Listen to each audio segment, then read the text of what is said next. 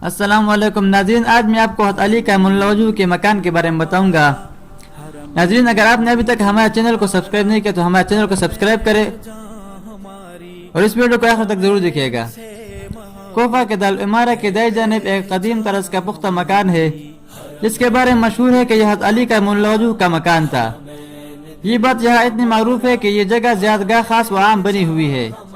یہاں پر خاص لوگ بھی آتے ہیں اور عام لوگ بھی، ہر کوئی یہاں پر آتا ہے۔ لیکن اہل کوفہ میں یہ بات جس قدر مشہور ہے کہ اس کے پیش نظر کچھ بعید بھی نہیں کہ یہ واقعتاً درست ہو۔ اس میں شک ہے کہ یہ علی رضی اللہ عنہ کا مکان ہے یا کسی اور کا، لیکن میں آپ کو بتاؤں گا کہ یہ کس کا ہے۔ یہ ایک چھوٹا سا مکان ہے جس کا دروازہ شمال کی طرف کھلتا ہے اور دروازے میں داخل ہوتے ہی ایک مختصر سا صحن ہے جس کی مشرقی دیوار کے دونوں کونوں میں دو چھوٹے چھوٹے کمرے بنے ہوئے ہیں جن کے بارے میں کہا جاتا ہے کہ یہ حضرت حسنین رضی اللہ عنہما کی اقامت گاہ تھی، یعنی وہ یہاں پر رہا کرتے تھے۔ مکان کا اصل حصہ مغرب کی طرف ہے۔ یہاں ایک چھوٹی سی سرنگ نما راہداری ہے جو ایک چھوٹے سے دالان نما کمرے پر ختم ہوتی ہے جس میں ایک کنواں بھی ہے۔ دالان کی جنوبی دیوار میں ایک دروازہ ہے جو ایک بڑے کمرے میں کھلتا ہے۔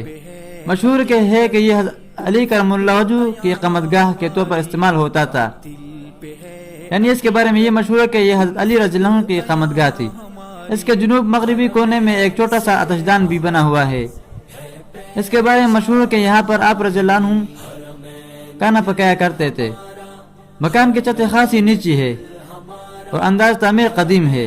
کہا جاتا ہے کہ یہ مکان شروع سے اپنے اصل نقشے پر چلا آتا ہے، یعنی اس کو بار بار تعمیر کیا جاتا ہے یہاں تک کہ اس کی دیواریں اب بھی سیمنٹ کی بنی ہوئی ہے، لیکن نقشہ وہی رکھا گیا ہے جو حضرت علی کا ملا وجہ کے عہد مبارک میں تھا۔